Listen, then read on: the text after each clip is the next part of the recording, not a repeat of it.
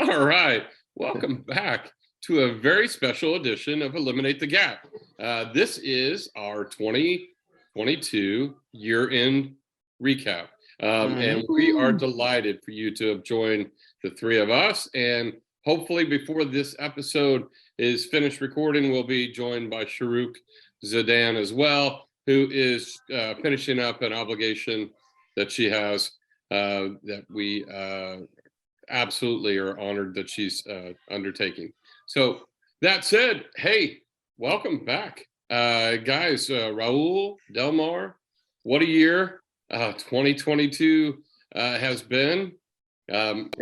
It's funny, one of the first things we started with this year is we got a new logo at the beginning of 2022. We took that cartoon figure of, let's say Delmar and I, because we were expanding our team, our correspondence, and we said, you know what, that no longer works. And we upgraded significantly, both with our logo and also with our expanded team. So that is how we kind of kicked off the year. So anyway, welcome, gentlemen. But they can't hear the theme music behind the logo. That's the problem. So we were just doing the, it was just like a theme. That's right. They can't hear the music behind some theme music behind the logo. Just gotta let you know. We'll make that happen for people. Don't worry about it. Absolutely. It was a very nice logo, no doubt. Oh my gosh. Yeah. There you go. And we also, one of the other kind of changes, in addition to Raul taking a larger role in our endeavor, and then us bringing on Sharuk Zadan, has added certainly a much needed voice to offset me for sure, is that we also took on a new editor. And so Matthew Ratcliffe has edited most of the episodes this season. And that's certainly an upgrade as well. So we've enjoyed making some of these kind of behind the scenes changes for y'all's viewing pleasure. So those are kind of the technical sides of things. Let's start talking a little bit, if you don't mind, about what was 2022, what overall stands out for you, and then we can jump into some specifics with some of our episodes. Well, before we do that, I think Eric is very humble. I was talking to him earlier about his leadership on the podcast and how he's been sort of like the major source of coordination, making sure that, our guests are informed, certainly about the podcast and about what our goals are. Also, the pre-work and everything like that, while we've had conversations with guests, Eric has been the one primarily communicating, also expanding our team has been a lot. So I do want to thank Eric for his leadership. We certainly wouldn't be here without it. So we do appreciate that. And I just wanted to say that because I'll be remiss. Appreciate it. That's very kind. Yeah. Ditto, man. Ditto. No worries. No worries. So, I think about December is always a reflective time for a lot of folks, and certainly has been for me. And I think about just where we are today versus where we were coming into this year, in terms of hope, in terms of this transition coming out of the pandemic and being fully open. I mean, it's a whole host of things that have happened, both positively and challenges as well along the way. Delmar, what kind of just generally stands out to you for 2022? Mm-hmm. Well, really what stands out to me, 2022 has been, it's been a up and down roller coaster year for me, but early in the year, and we actually hit on this during the year to a degree, is just the mental health of young people more so than anything. I lost a dear close friend in a national scene that I went to school with and played football with. He was one of the police officers at the Bridgewater shooting. And so that kind of kicked my year off this year. And, he's been with me throughout throughout this year in terms of thoughts. So, just again, around me in so many different ways throughout the year, this mental health thing has continued to kind of pop its head up, whether it be I'm located in Virginia, and currently right now I'm probably about a half an hour away from the University of Virginia and the things that took place there. And even in my own school setting, we've endured some mental health issues. So that's really been on my mind and been heavy on my heart here over the 2022. So that's kind of, for me, where I'm at, and kind of things that I've kind of reflected back on and thinking through and just trying to find out, or think through rather, what ways can we be of help and of assistance other than, we had the one podcast around that, but just different ways we might be able to assist out on that level. Yeah, that's interesting. And we'll have an opportunity to dig a little deeper, I think, on some of those themes. Raul, what stood out for you generally before we jump into some specifics with our episodes? Well, I think 2022 has been certainly the year that tested the whole mantra of thinking globally, but acting locally. And I think there are things that we can do every day that make a difference. Delmar was talking about somebody that he lost, and we've known and seen, unfortunately, in the news, and just how many people are making very, very, I don't want to call them bad decisions. They're making decisions based on the reality that they believe that they're facing. So how do we become outlets? We always talk about caring adults in youth development. It's not just caring adults, it's family members, it's siblings, it's being able to listen to somebody when they have something to say. And part of this podcast has been the fact that, we've been able to not just share what other people are thinking and in terms of global youth development goals, but, we learn, as a team. And we sit and we talk about the episodes and we think about how this applies to current, every day. So I think 2022, from a family standpoint, it's about acting locally. For me, it's about really turning those lessons around and seeing how you can apply them internally, to your family, making yourself stronger so that other people, pick up on that. So. Yeah, perfect. I mean, those are absolutely between you all very important, critical themes that are going to be with us for some time. They're not a 2022 slice of time. They're an ongoing component.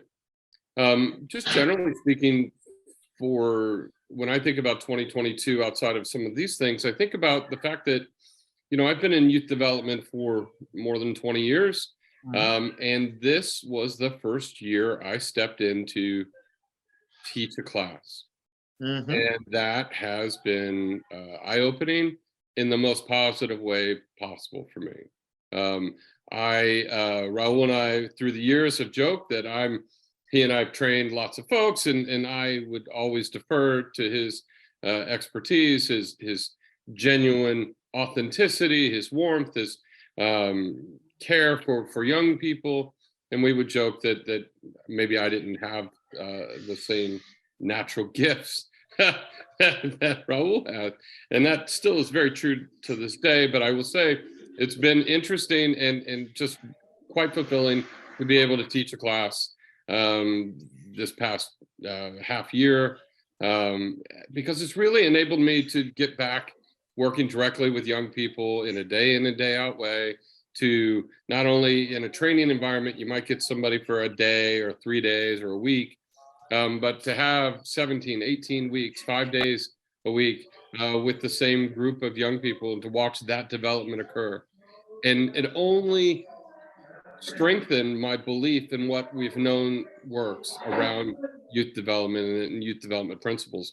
One of the things that when we started this podcast a year or so ago, almost 2 years, was around this idea, at least from my perspective, that there wasn't enough youth development in education, formal education, not for my liking.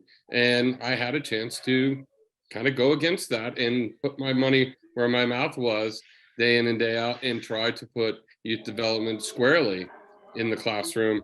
I feel like I've done that. I feel like I've seen some growth with that. And so as we go into 2023, outside of some things that we'll absolutely talk about, just me personally, just brought me back to my roots of what good positive youth development does and can look like. So that's kind of where I kind of transformed over this past year. So the other thing, and last but not least, maybe and then we'll go into our episodes. But there's a big deal. Delmar, as many of you know, coaches football, and his team made state. They went all the way to state, and that's a big deal. And that's again another. I give credit to Delmar. So the kids are watching him, his leadership, and there were some games, as Delmar said, that they didn't think that they would win. The kids didn't think, and so that whatever that speech was, whatever, however you fired them up, they won and they went all the way to state.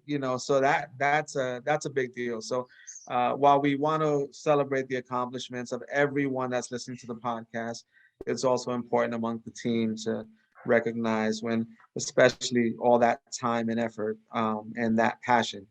So Delmar, congratulations with you and your team. Surely. Thank you for that. I really appreciate that. Those are those bonds that you have forever, man. And those guys, I'll always be eternally grateful, and they'll always have a place in my heart. And brought back a lot of great memories over the course of time. I've been doing football, so it was really a great experience. So good. Hopefully this is just the beginning. There you go. There you go. It's a great kind of recap, and certainly on a positive trajectory. I appreciate that, Raul.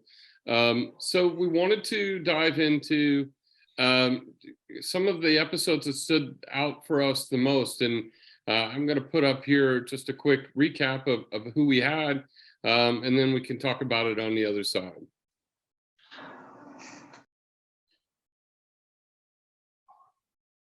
All right, so as you can tell, and many of you hopefully witnessed and had a chance to check out all of these episodes this past year, we had 10 interviews yet again. So we've been pacing about 1 to 2 a month, generally speaking.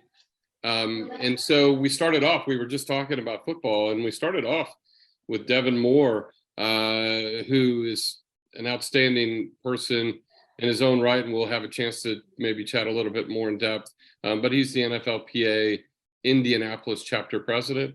And then we took on some sustainable goals and a real important global discussion with Analia Pastran, and then, a very provocative, honest, very enjoyable from my perspective conversation with Donald Earl Collins about education.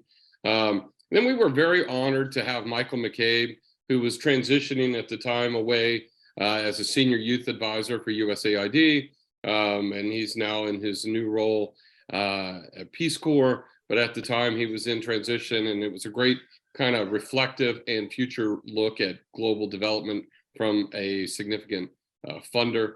And then sadly, and we'll talk more about this episode here, we decided to devote a whole episode on youth gun violence in reaction to a lot of things that were happening around the country and still unfortunately do.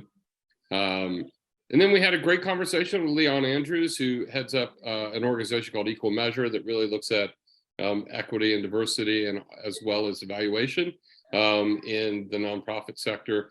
It was a good conversation. And then we pivoted back to a little bit in the sports side, but how one NBA franchise is investing in a local community. So we had a great discussion with Corey Wilson around their efforts.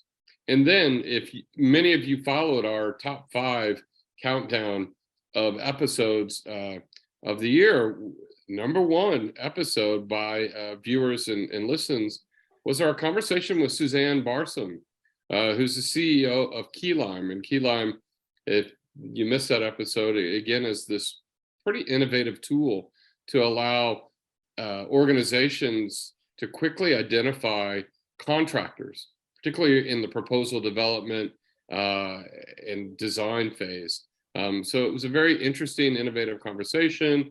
And then we closed out the year with two conversations, one with Matthew Maven, co-founder of 220 Leadership, which is a organization that does a whole host of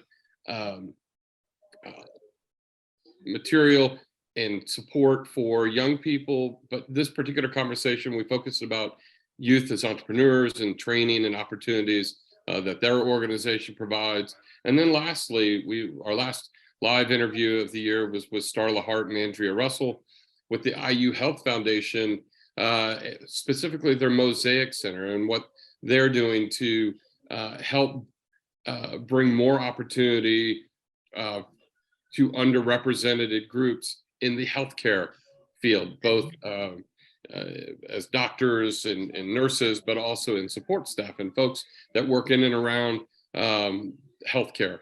And so those were kind of a summary of what we were able to do in this past year from an episode standpoint, just to refresh many of your memories. And so I thought what we could do is just kind of have a discussion around Robin, however we choose to do it, about some of those episodes that stood out to us, why, and what we're looking forward to in the coming year.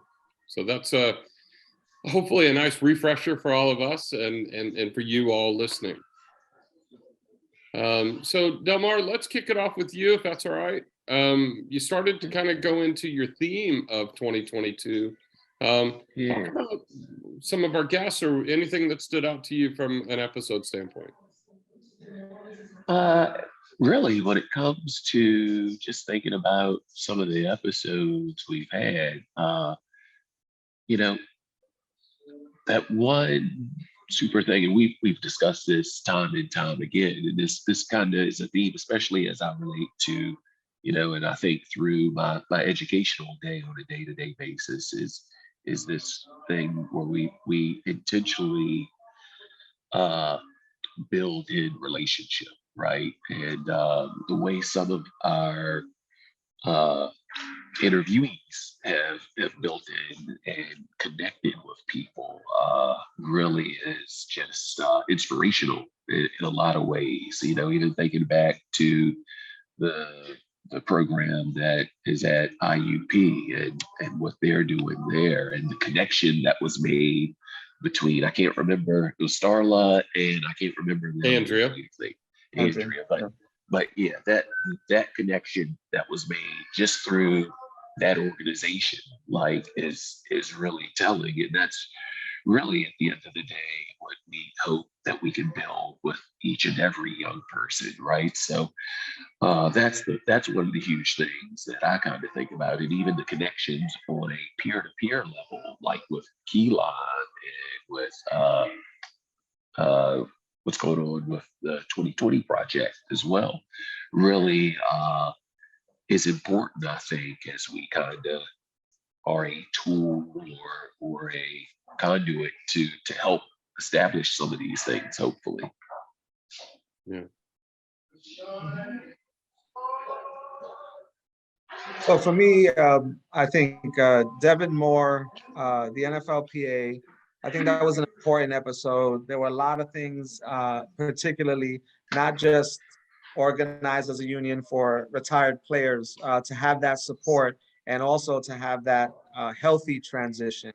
He did talk about the importance to him when it comes to his mom, when it comes to manners, when it comes to all of the things that help raise him. Sister Rita, I think, was one of the leaders or one of the teachers in school. He talked about it being in private schools. But Sister Rita, gave him some of those lessons, and I'm sure some of the discipline that goes along with the private school. He talked about his challenges. He's being cut from the team. Also, in terms of transitions, what he sees day in and day out, not just NFL players, but people in life, how they transition. And if it's them transitioning on their own terms, it's a lot healthier.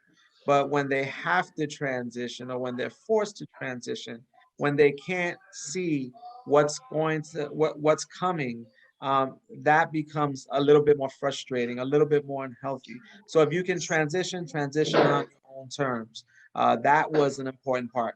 Analia Pastrani, when she was talking about the global youth development goals, she was talking about how this is a very unique time in our lives where we're facing not just coming off of a global pandemic, coming off of the climate change issue, global security, that we have to be able to act differently and adapt. And I bring that down to the relationship level. For me, our young people, our children, they're going through everything that they're going through every day. They're changing. So the way that we communicate, the way that we do things, the way that we support them has to change. So back then when they were younger and it took an hour and a half or 2 hours to get them out of a funk or whatever else it was, sometimes it's just a word now, or it's just putting in that time and listening. And so again, the global youth development goals and the lessons that we had in the episodes, but really boil down to sort of like how you act locally. And for me, that's the important part, is that we're all agents of change. And I know that's a term that we've used over the years, but until you live it, until you believe it, you're not going to see how much it impacts everybody's life around you. And then I got to go to my all-time favorite. Sorry it wasn't on the list, Eric, but when we did Greg Taylor, certainly with the NBA Foundation, and the one particular quote that I hope society understands is we're not we shouldn't be focused on preparing our young people or just preparing our young people for society, but preparing society for our young people. And so there has to be a meeting point. There has to be somewhere in between where the institutions, the organizations, the companies, that they understand exactly where our young people are, so they can meet them, bring them, certainly embrace the culture in a way that makes young people feel that we're creating something different. And this is a future that we have control over. Having control over your future, your transitions, over the caring adults in your life is going to lead to success every single time. So those are the things that stood out to me, certainly about 2022. And so, Eric, it's on you. Yeah, no, they're both very thoughtful, and I appreciate kind of just going through memory lane there with you all on those, and Raul harkening back to the beginning of the year with a couple of examples is great.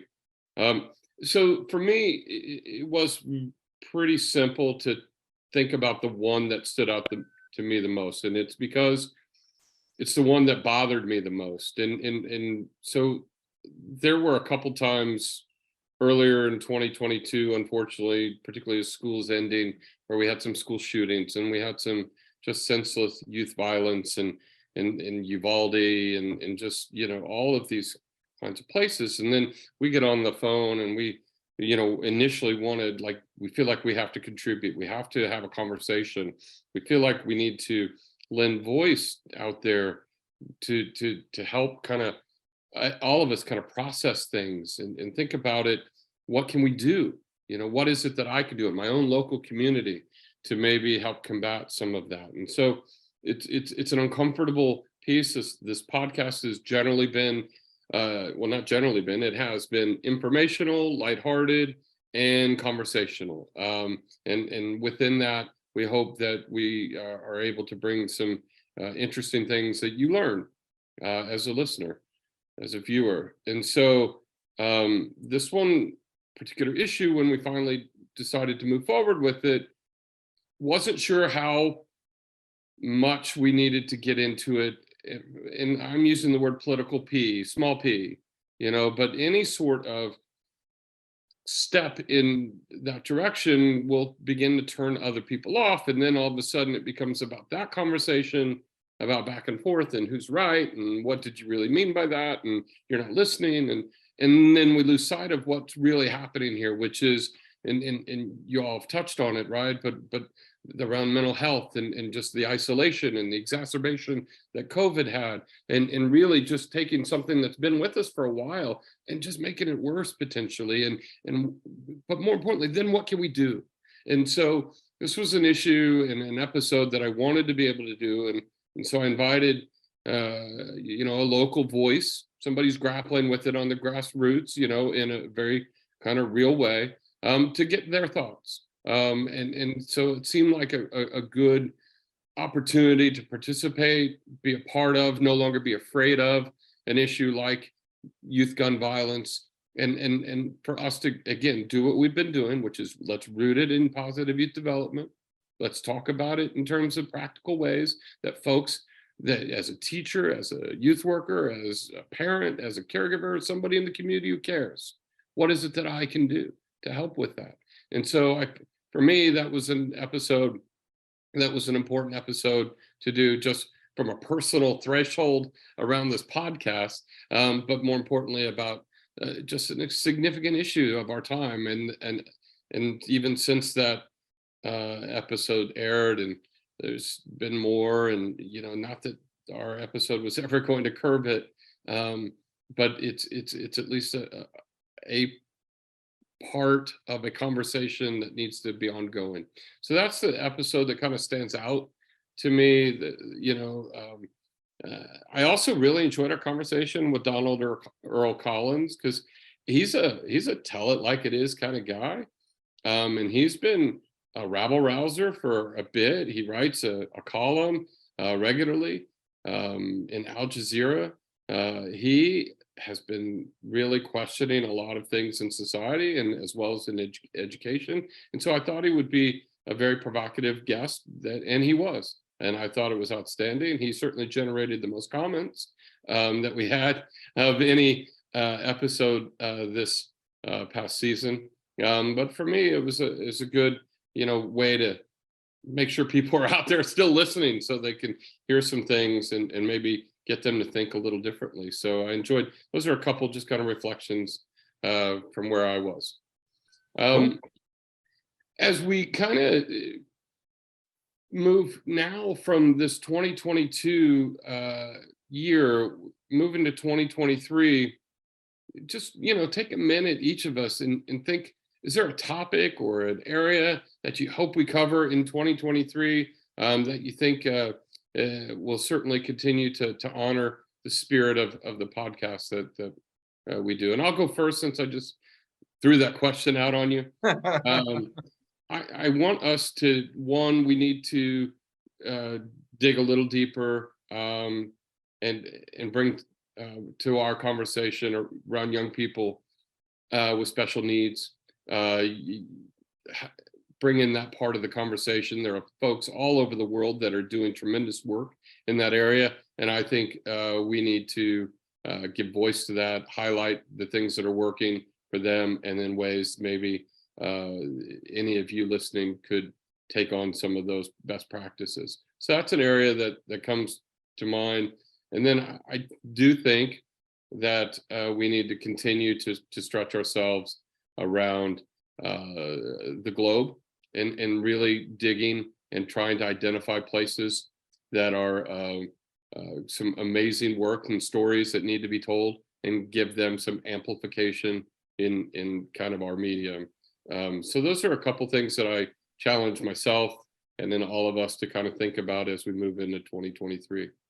Who wants to go next? I'll go, that's fine. Right. And just building off the lessons that we had in 2022, real concrete actions that people that things people can do, that young people, that adults, that political leaders, like everyday things, almost like an everyday list of actions, whatever you want to call it, but just examples of those types of things that made a difference. And easy things that people can do, I think, are going to be very important for us. We talk about relationships.